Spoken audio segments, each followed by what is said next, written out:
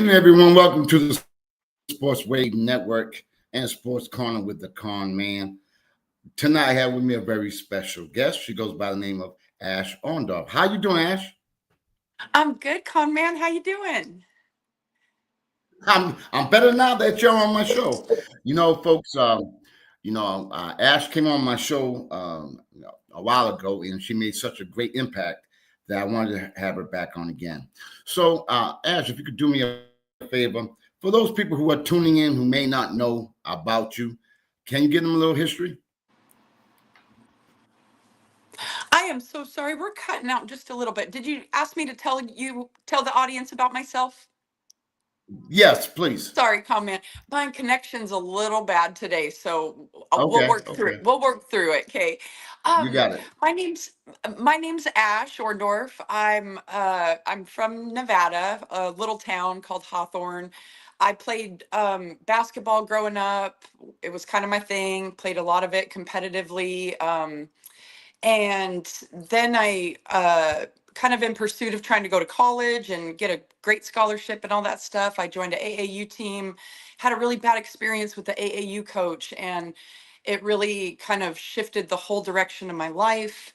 And many years later, it led me to kind of address the situation with the coach. I had a lawsuit. I had a lot of just hard times trying to bring that trying to right that situation. And I'm kind of at the tail end of that right now, with that situation that I finished my lawsuit and everything. And the coach, he actually passed away last year. But so it's kind of left me with like, what now? What do I do? And what I did after all of that, Con Man, was that you've seen this last year. I kind of got back into basketball after the coach died. And I started working with some kids again, which was great, and getting back in the gym. And then I actually moved down here to Vegas. I'm in Vegas now. So Ooh. I've checked out some gyms and some players and teams and working with some, players and stuff down here. And man, the basketball world down here is really, it's different. It's very, it is super competitive. I don't, how is it where you guys are at? As far as the AAU, Yeah, are you in a big city? I always forget. I'm sorry, Karma. no, New Bedford's a small city. Have about 100,000 people, but it's very competitive as well. AAU, we can talk about that later. I'm not a real big fan of the AAU, but one thing you didn't talk about was how damn good you were. Oh, I didn't. Yeah, I was really good. Well, it's so funny, comment. Okay, so I went down here in Vegas. I went to this great gym, and if you come to Vegas, you should check it out. It's called Atlas Hoops, and Mhm. they run a great little like kind of rental court, and they do lessons and stuff out of there. I went and played some pickup with some ladies, and I'm old, right? But I've been, shooting around and playing around recently. Oh my gosh, these women, they ran me into the ground. So it did make me realize, in order to be good, you got to be in shape. So Absolutely. yeah, but and they were in great shape. I had a great time though. It was really fun. But yes, I was a very fundamental, like very proper is kind of the word I would use, player, because that was the style I learned from my dad growing up in his gym. And uh he learned underneath coaches from John Wooden and stuff. So it was like old school Mhm. basketball. And that's kind of what type of player I was, but I was really, really good at it. And it's funny, while I can see a lot of the skills and stuff still in the game, a skill is a skill. The looseness of the definitions of rules and everything have kind of changed the game, and there is this more modern basketball now. I bet. Do you I see want that with refereeing? absolutely. What I wanted you to do was talk about some of the plays that you were kind of comped with. What some of the what? Plays you were comped with. That some of the plays that you were. Oh, in some your of the players I played with? Oh yeah, yes, for sure. So, honestly, being from a small town in Hawthorne, Nevada, my high school experience wasn't very, right, right. Hmm. extensive, but that's what led me to the AAU and all that, and that got me more national recognition. And so I got to go to some of these like camps that were nationally recognized, like Nike All American, and I played with some great players. On my team was Diana Taurasi, um, a girl named Ann Struthers from Yukon. Uh, Man, we had a couple other ones just on my team alone, but at that camp, there were some of the most like kind of iconic WNBA players, that ended up being, legends in the sport. So I played against them. I did fine. I'm I got to sure tell you you, did. I got to tell you a funny story. I might have told this already on your podcast, but I remember playing, and I could block shots really good because I'm tall, and I remember I got this girl's shot against the backboard really good. I like pinned it against the backboard, and Jackie Ooh, Joyner Kersey was at that camp, and she invited me to kind of ooh, sit with her and have lunch and stuff, and that was super special. So that's phenomenal. Can you yeah. describe your AAU experience? Your AAU experience? Oh, for sure. So again, I was a small town kid, grew up very kind of sheltered, naive from this little town. I was just really good at basketball, but that was kind of all the experience I had with people was, and especially adults. It was just through basketball. Right, And right. I got introduced to a AAU team, and I'll say their name because I'll tell you eventually. I think some I think some national coverage is going to be. We've been working on a national news story on this, so So his name was Matt Williams, and he ran the biggest like program kind of in the state, especially at that time, and it was called Hmm. Jam on It. I got hooked up with them, and immediately I had this like horrifying experience with this coach who was very he was just like sexually inappropriate with the players, and just outwardly it was crazy. It was I tell people this, and they kind of have a hard time believing it because in today's society it's very scrutinized, and that's kind of much more watched. Right. Back then it was a wild environment to see parents kind of be okay with a coach being very inappropriate. And so I jump in, being this, very small town girl with no experience with adults being like that, and having it mixed up with my dream of and hopes and dreams of becoming a professional player.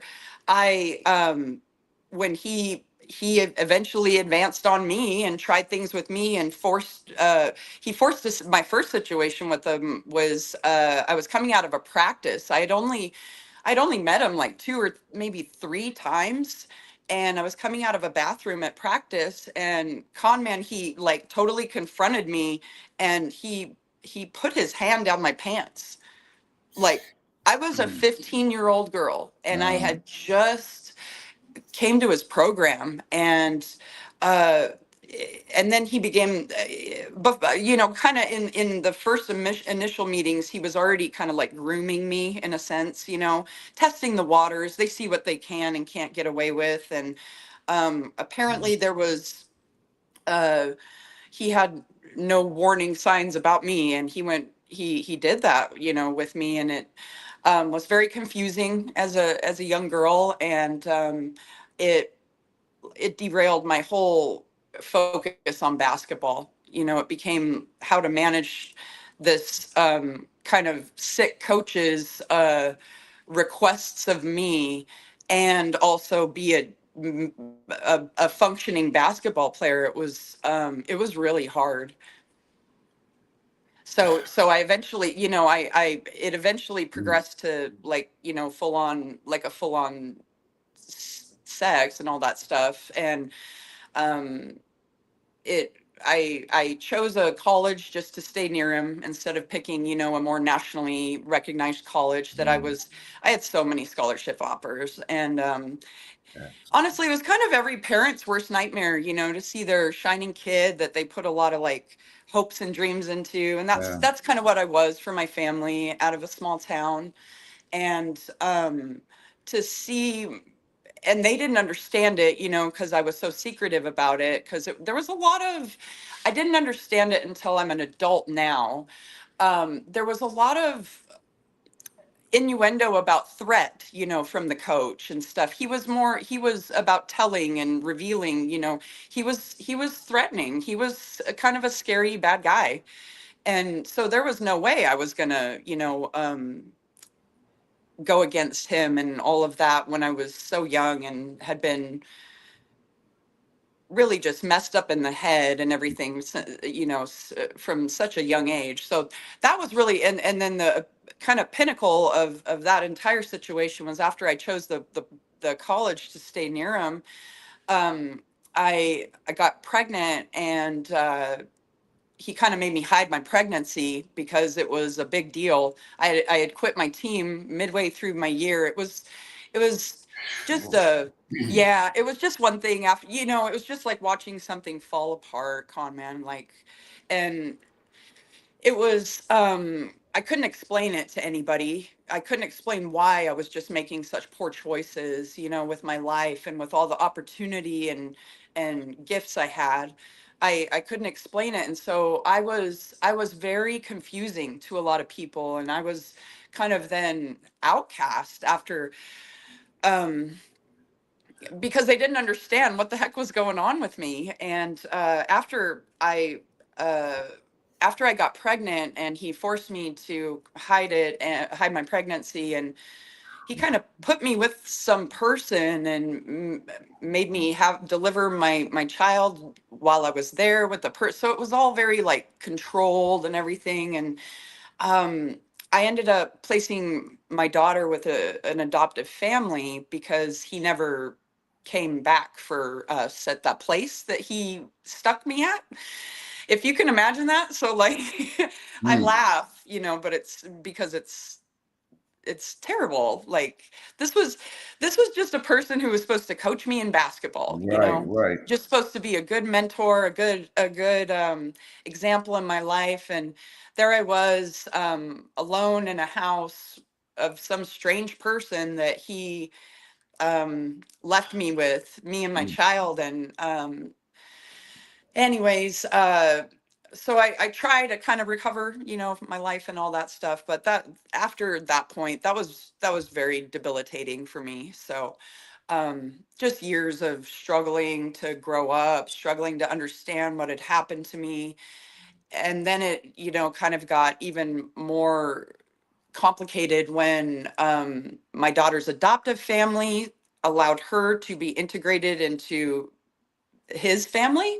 They wanted her to meet him and stuff because he's still a well-known coach. He's still Right. working with Right. a lot of kids. And then, like we said, I don't, like we said, his daughter Gabby Williams, who everybody knows on earth, she is like the women's basketball player.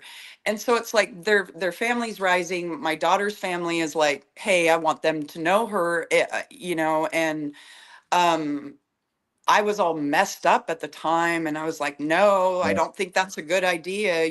This is a situation I can't explain yet, but you don't understand. And I had explained to the adoptive family the situation. But it's funny, comment. A lot of people, until it's in like black and white writing, like this is wrong, this is right about a Right. person or a thing, they don't, I don't know if it's either they don't care or they're not concerned with it. I ran into that a lot with the situation once I finally got better and I confronted it, and I was like, hey, this guy's still working with kids, are you kidding me? Like, he should not be. This is an inappropriate coach on every level. And I tried to address it with AAU because he had by this time worked his way up very high into AAU. Like, I'm talking vice president of AAU. He was Wow. corporate. Yeah, and trying to address it with them, it was a nightmare. They were like, this is nonprofit, which it's going to kind of roll me into my what I'm doing now. Hmm. Um, non big nonprofits like AAU and stuff, and I'm sure you have your own reasons why you don't like AAU, Hmm. but this is one of my biggest. They don't have anybody over them with oversight. They have nobody watching anything, how they manage their boards. They just have Hmm. board members, and the board members can be bad board members, and that's totally plausible. That's completely believable in a lot of these situations. And then just bad things and bad policy gets passed on, and then honestly what happens, people get hurt, and kids get hurt at tournaments because they're not properly insured, floors are bad, just shit like that. Right. um so I found with my situation, AAU, after knowing that I was suing Matt Williams because I tried criminal routes first, to report him criminally. No one wants to go through a lawsuit. Believe me, Right. that lawsuit was 5 years of my life, and it was hell every bit of the way, and it was just to get him removed from, with kids. Along the way, I found out that, this program that was housing so many kids, so many tournaments, so many families, they had no insurance. So if a kid were to have gotten hurt at I'm sure it was a nightmare to deal with because they had no insurance. Right. So Right. that's my other kind of point of all of this. It was like so many people think these things are on the up and up because they're frequented by a lot of people, because they have the name AAU or whatever. But honestly, Con Man, down here in Vegas alone, every gym I went to, just shooting around, I met at least six people. I'm not kidding. Every other person I met had an AAU team. Everyone, every damn person I met had an AAU team. And I'm like, you guys can't be all having AAU teams. It's crazy. But every single one of them had an AAU team. And I kind of asked them, like, well, about some of the functioning questions. How do you guys function? And man, that was very stumping for them. They were just, they're more about the get the kids on the court and let it all work itself out. And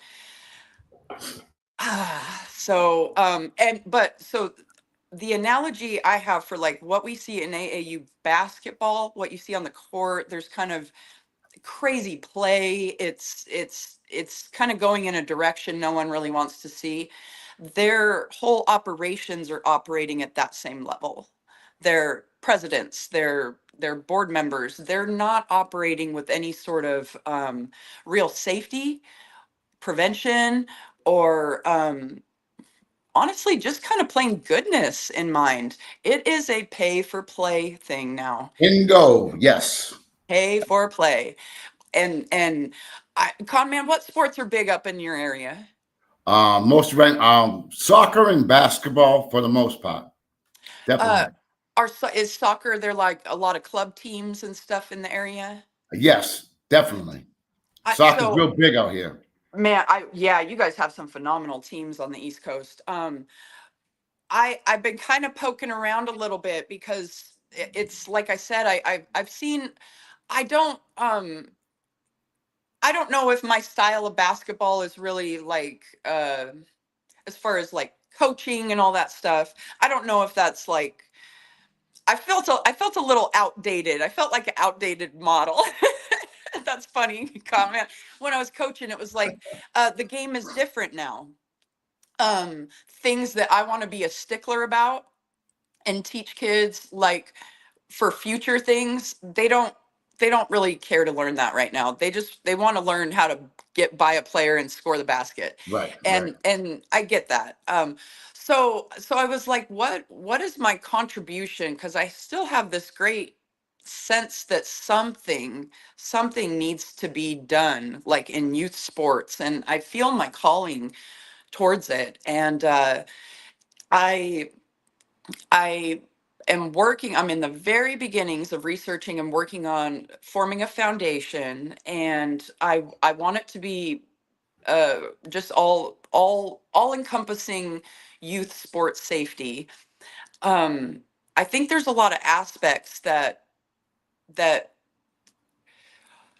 have been missed in the planning of these things and the preparation of all these programs and different sports and stuff that just can be done a lot better. They'll help the programs, they'll help the coaches, it'll help the teams, it'll help the players. um I it's like I said, it's in its infancy, but I do see like it being more comprehensive. I would like there to be a really, really, really strong research based like limitation on maximum games in a year for kids. There you go. Mhm. Yeah, I think that overplaying is the absolute worst thing kids can do, especially on the basketball court. Your feet pounding on that court, and as fast and as hard as some of these kids are playing, Mhm. it tears their knees up by the time they're in their young 20s. Honestly, they're done. I don't see anything wrong with kids practicing every day. Practicing and playing are so different. Practicing, it's mostly half court. You're working on maybe some strength things, some little, it's not the kids are like, well, if I'm not playing all the time, what am I doing? You should be practicing. Right. And Right. yeah, you should be practicing. The game should be the reward.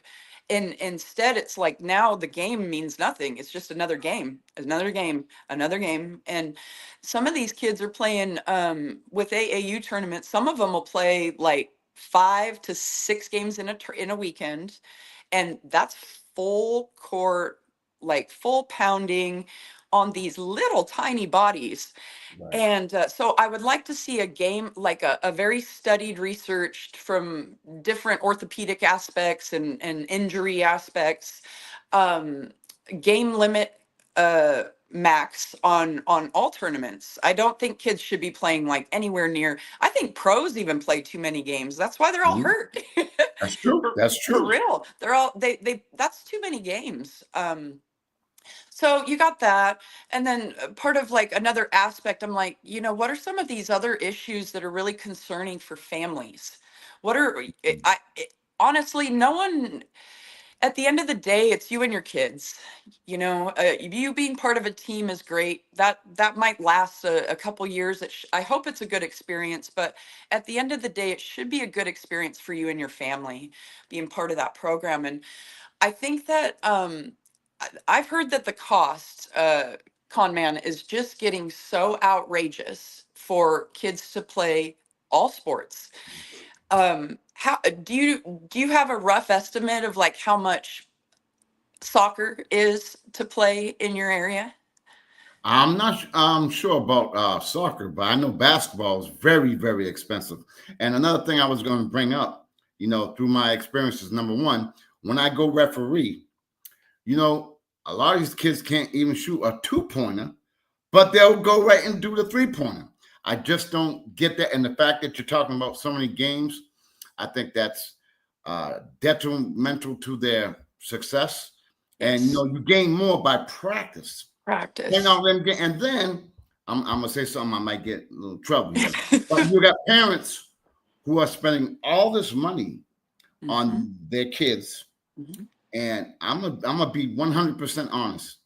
A lot of them can't play, Nope, they don't and work. Hmm. so No. I come from a referee point of view, and I'm like, their parents are paying all that money. Then you got to deal with the coaches, the Hmm. parents in the court. How come my kid's not playing? Or Hmm. I pay all this money, and the traveling aspect of it. AAU was really, I think it's crazy. I think it's nuts. It's and then let's add the whole like the whole big thing behind all that. It's the pressure to do it. Yeah, yeah, Every kid at school is pressured to do that shit, I swear. And they come home to mom and dad true. and they're like, mom and dad, I have to be on an AAU team and I have to do this. And the parents look at it and they're like, okay, we can try to do this. And then they do it and they spend all their extra money their kid doesn't play at all, they don't learn anything, and then the kid is asked them if they can go on a vacation because they didn't do anything fun and they don't have the money. Right. It's Exactly. like, That's true. for That's real, true. That's true. that is like the cycle of families, and the kind of bad pressure that they're in a pressure, they're in a very pressure filled situation with their kids having to compete with all the other kids doing that. You know, if you just do the school sports, then what, you're a nerd or something. It's then, or you're not a serious athlete. Even though I don't believe in that at all. I think kids honestly benefit, I think even high school kids benefit from doing multiple sports in a year. And Absolutely. Hmm. there's different skills in each sport that definitely highlight and accentuate your chosen sport, you know, if you're gifted in a singular sport. But when you just Right. do that sport and you just focus on it, you get such burnout, it's not even funny. And then what's the point of all that time and money and all that effort as a family? I'd like to see it pay off for people more. Con Man, I'll throw some numbers at you. It'll blow you away. Do you guys have hockey out there? Okay. Absolutely. Hmm. Big Yeah. time. Yeah, you want to talk about an expensive sport? I Parents have know. been telling me that sport can go up to $60,000 a year. And I'm like, that's, Ooh. I can't comprehend that, to pay that for your kid to participate and travel and do these things for a sport. Um, yeah, basketball's crazy expensive. Baseball's sitting at about like $16,000 a year for club and travel. I think soccer is about 8,000 if you're serious. And man, those are just and this is where parents really, I think, want to see something change, because on top of that, on top of just like these astronomical like registration and membership fees and then all the costs and travel, then they get hit at the venues for like $20 a day passes that they have to pay to go watch their kid, which is Exactly. where I That's think true. some of this, which is where I think some of this governance with the Foundation for Safety in Sports could help with a lot of oversight and not letting these businesses over profitize their nonprofits, because that's kind of what's happening. They're just, hey, and That's exactly what's happening. It's that a is damn exact, business. it's a business, and so it should be, and especially if it's monitored for, or if it's kind of marketed for families and kids, and that's how I'm sure they get their nonprofit status, is that it provides services for kids. Then you can't be Hmm. charging families an arm and a freaking leg, that to where, you know, Exactly. kids can't, Exactly. you can't do that. So there needs to Mhm. be some good people. And now I'm not the type of person, I don't know all this stuff, but I'm working on getting a group of people together that know a whole lot more than I do, and have some great ideas about solving some of these problems. I would like there to be some financial advice, financial planning for people with NIL deals. I think these young kids getting really big, large amounts of money should have some security and planning set aside for them, because Hmm. you know they're kids, Hmm. and it's like, let's help them help themselves with that. Hmm. So kind of just like I said, all encompassing, Con Man. I've seen a lot of I saw a lot of the bad in all of this through my experience, and then like I said, even trying to rectify it here in my adult life, with the process of, oh, with our justice process. That's crazy. Ooh, But yeah. Ooh. yeah, but I really want to use what I saw and what I know to be some of these problems, and I would like to help prevent them. And of course, you know, part of the like better screening for coaches and better reporting. I think I think that's a really big thing. Is like, you have to admit, in these programs it almost gets like cult like. you know if like you belong to a gym or like a program, and it's like a really well known one, that program, it's like a cult. They're I don't mean that in a bad way, like, but they're like a family. They do their own little thing. They're they're they're it's kind of, that's how it was at Jam On It anyways. It was like its own little like people.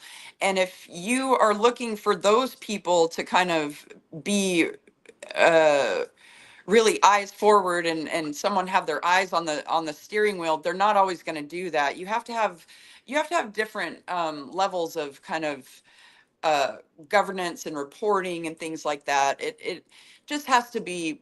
I think there's a lot of things that can be prevented. So Now, let me ask you this. I'm proud of what you're doing. I think it's very much needed.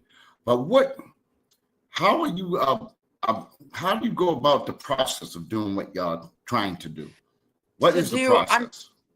So I kind of have been poking around at some different foundations, and I've been gathering some information about what they do. And some of these ones were national.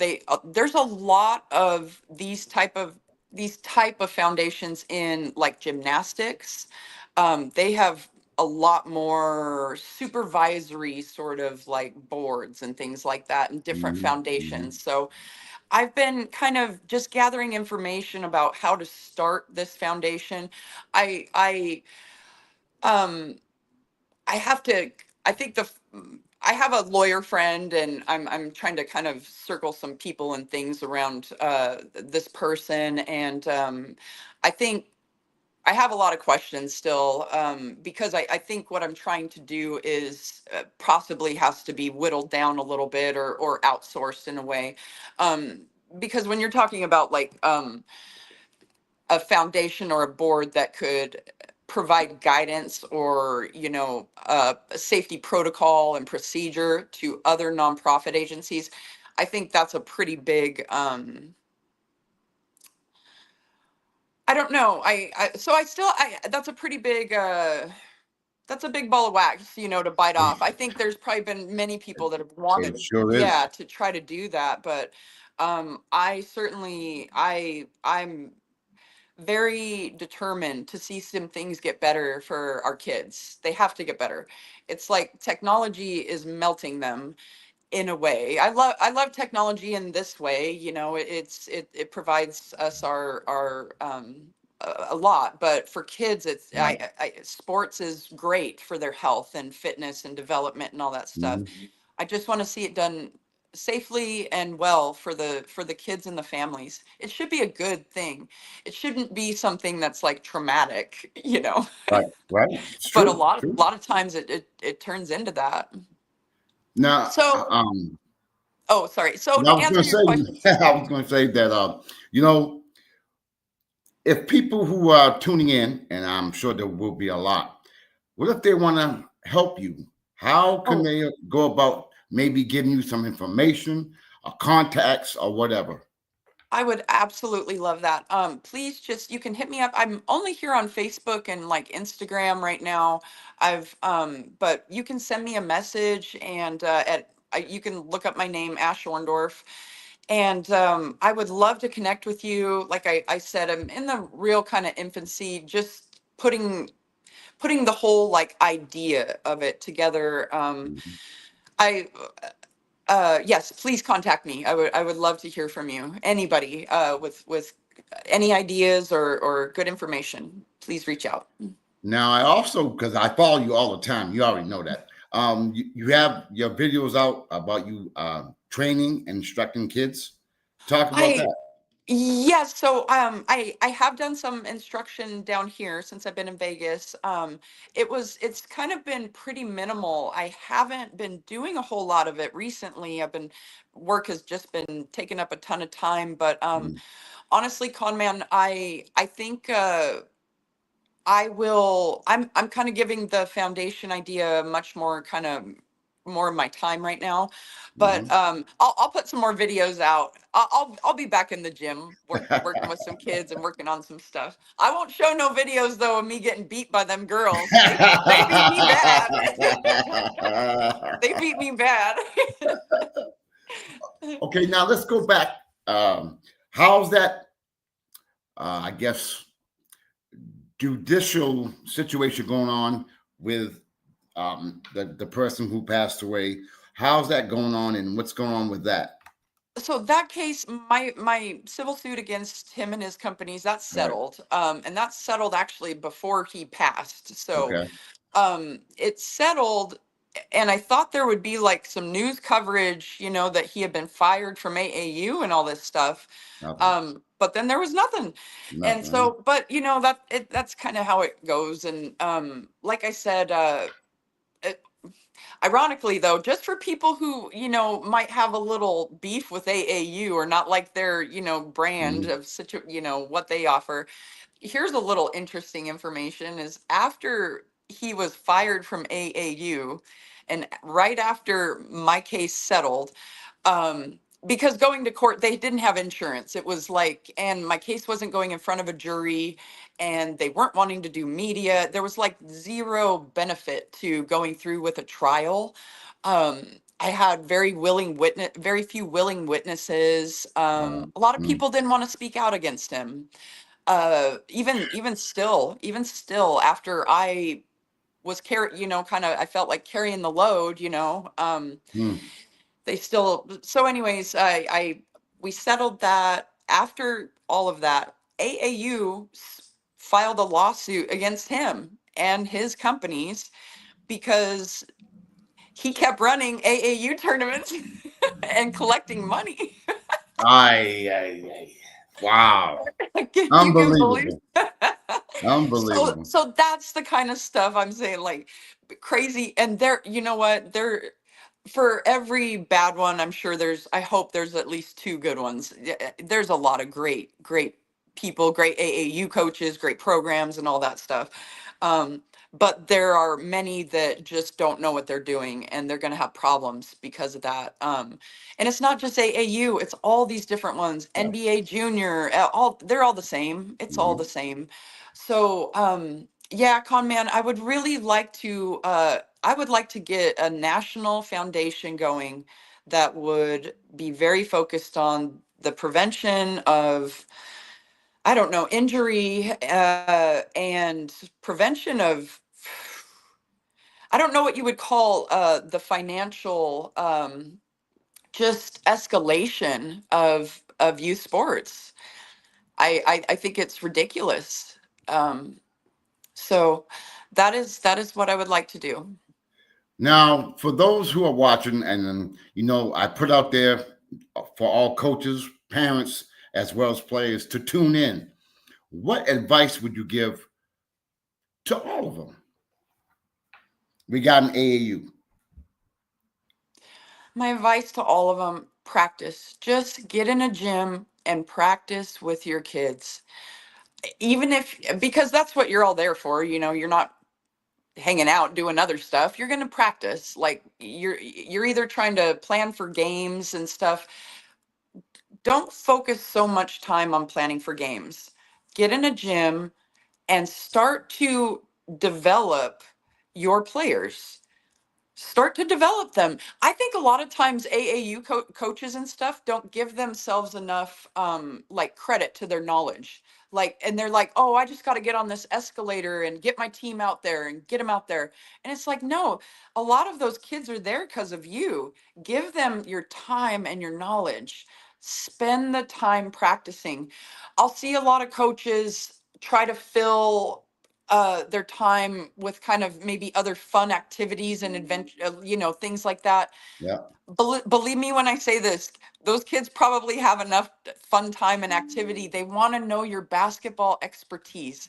Get in a gym and give it to them. They're not getting this instruction one on one from other adults in their daily life. They need that from you. and and coaching in a game and stuff like that is so different. You're not, you can't even have that connection with them really in a game. They're just running, and you're just subbing. Give players your time in practice and give them what you know a lot more than what you even realize, and they want to know. And there's something, I don't know, there's something very, it's settling to be in a gym just practicing with your team and your coach. I don't think they get to do it enough. I'll hear teams where they're like, yeah, we had one practice, but then we have games all weekend, or yeah, maybe we got together. Exactly. Make that time for practice. It is so special. That is your special time as a coach, and that's you're an instructor. So make that time. Now, Ash, what are your feelings on? Now, you talked about training uh, the youth. What about Yes. the coaches?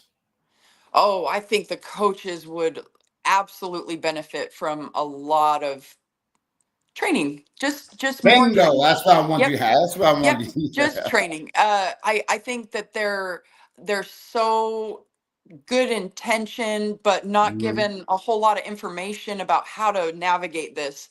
I think a lot of these things could be navigated so much easier. I think, um, I think, uh, m- making the cost on the families and parents could be alleviated by them learning how to fundraise better Mhm. and different things and being taught.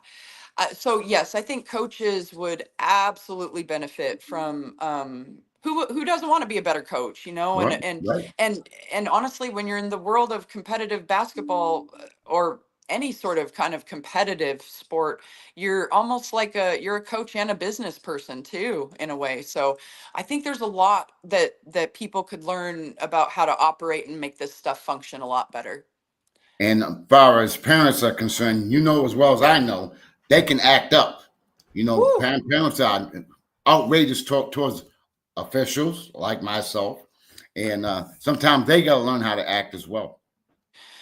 Oh, Con Man, this is probably going to be my most controversial thing I'm going to say, and I'm sorry I'm going to say it, but Go ahead.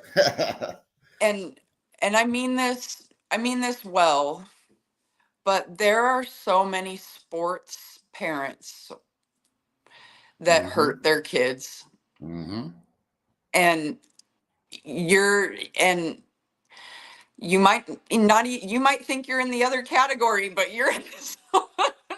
There's a lot of sports parents that end up hurting their kids bad through just their misinterpretation of what's going on with all of this, and the importance of what's really important.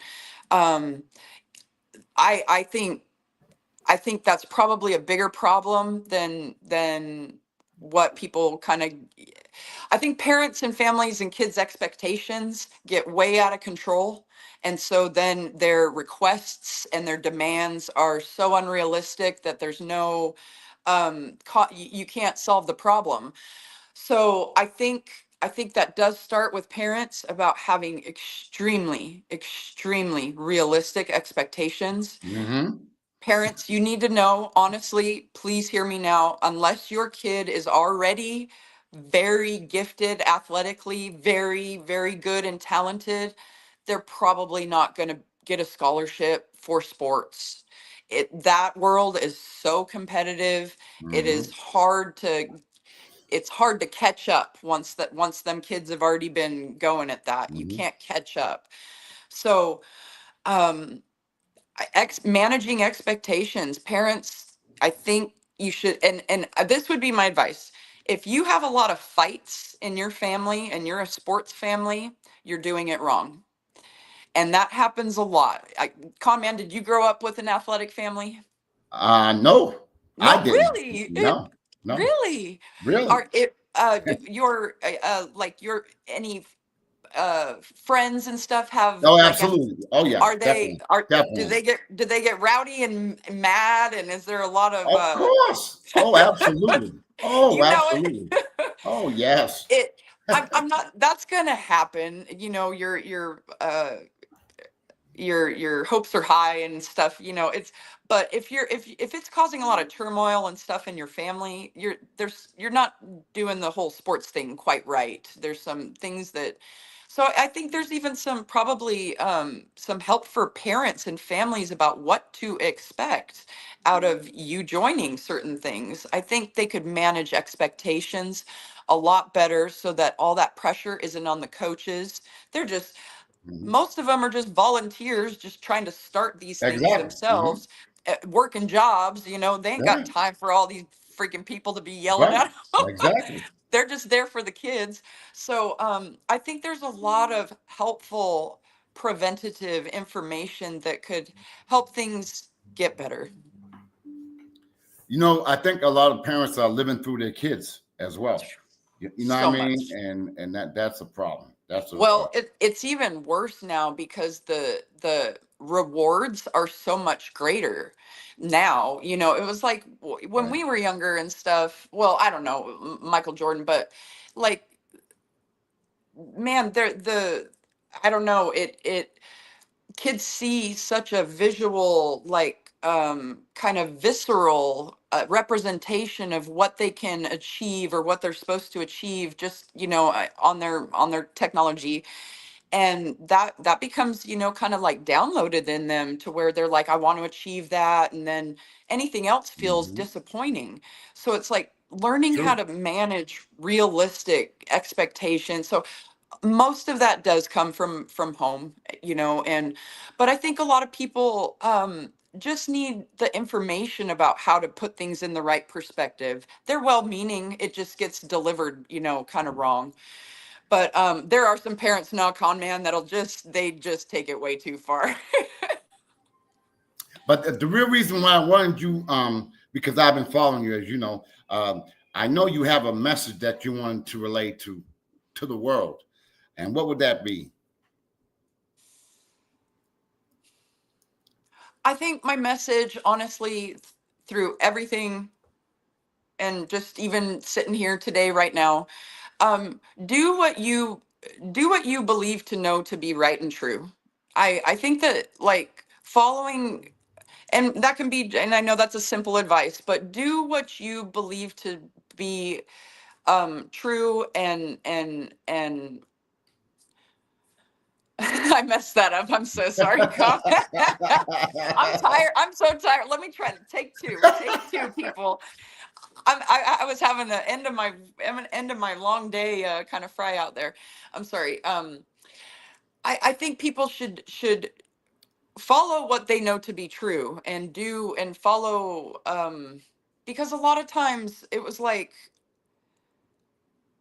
when I didn't do that in my life, and when I don't do that, I can lead myself astray and stuff like that. And so it's like, everyone inside them knows what they believe to be good and true, and always try to follow that.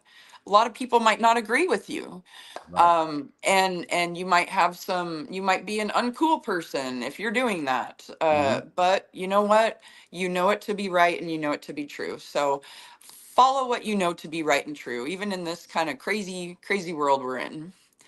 We're It's helped definitely me in a a lot. crazy world. Yeah. Now, is We there anything that maybe I didn't ask that you wanted to? Oh no, Con Man, we hit on all the good stuff. You let me share about, I was We really always excited. do. We always do. We do.